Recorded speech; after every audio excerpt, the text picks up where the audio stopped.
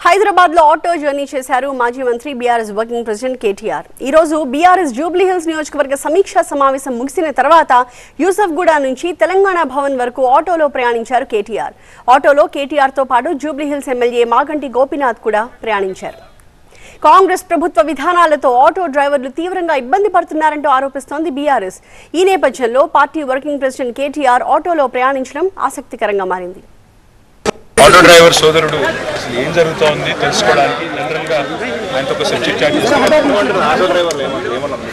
వాళ్ళు చెప్పేది ఏమంటే మాకు కూడా ఈ ఫ్రీ బస్సు తర్వాత మాకు ఉపాధి కొంత దెబ్బపడింది, మొత్తం ఆదుకోవాలి, మీరు మాట్లాడాలి, మా తరఫున గట్టిగా వాయిస్ వినిపించాలి. ముఖ్యంగా వీళ్ళు ఆటో డ్రైవర్ల సంక్షేమ బోర్డు పెడతామన్నారు, నెలకు డబ్బులు ఇస్తామన్నారు. దాంతోపాటు అవి సరిపోదు, ఎందుకంటే మేము ఊహించిన దానికంటే ఎక్కువ దెబ్బ తగిలింది.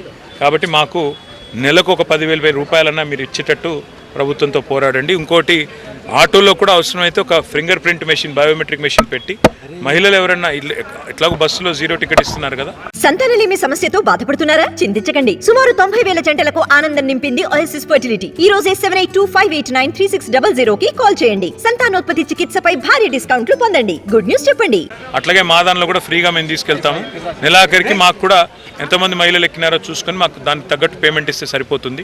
అటు మాకు అటు ఆర్టీసీకి ఇద్దరికి లాభం అవుతుంది కదా అని అడుగుతా ఉన్నాను. జనరల్గా చిట్ చాట్ చేసుకుంటూ వచ్చినాం. తమ సమస్యలను కేటీఆర్ అడిగి తెలుసుకున్నారని చెప్పారు ఆటో డ్రైవర్ రమేష్. సమస్యల పరిష్కారానికి తమ పార్టీ కృషి చేస్తుందని, అధైర్యపడొద్దని భరోసా ఇచ్చారన్నారు. సార్ యూసుఫ్గూడలో ఫంక్షన్ హాల్ ఉంది చెక్ పోస్ట్ దగ్గర, అక్కడ వాళ్ళది ఏదో పార్టీ మీటింగ్ అయినట్టుంది. అక్కడ నుంచి బయటకు వచ్చిర్రు. నేను అక్కడనే ప్యాసింజర్ని దింపి వెళ్తున్నా. పిలిచిర్రు ఆటో అని. దగ్గరికి వచ్చిన, బాబు ఏం పేరు నీ పేరు అంటే రమేష్ అన్న. తెలంగాణ భవన్లో డ్రాప్ చేస్తావని అన్నారు. సరే సార్ అన్న. కూర్చున్నారు. సారు లోకల్ అక్కడ ఎమ్మెల్యే సారు ఇద్దరు కూర్చున్నారు. గుర్తుపడతావా అంటే గుర్తుపడతాను సార్, రోజు చూస్తూనే ఉంటాయి కదా టీవీలో అని చెప్పిన. అదే మీకు ఏం ప్రాబ్లం అవుతుంది అని అంటే, ఉచిత బస్సు వల్ల చాలా మా జీవనోపాధి కోల్పోయినాం సార్. రోజు 2,000 సంపాదించుకునే వాళ్ళము, ఖాళీ ఇప్పుడు 400-500 సంపాదించుకుంటున్నాం సార్. చాలా భయం అవుతుంది ఫ్యూచర్లో మా పరిస్థితి ఏందని. కొంతమంది డ్రైవర్లు కూడా సూసైడ్ చేసుకుంటారు. అంటే అట్లా చేసుకోకూరి, మీ గురించి మేము ఆలోచిస్తూనే ఉన్నాం, మీకు ఏం హెల్ప్ చేయాలనేది.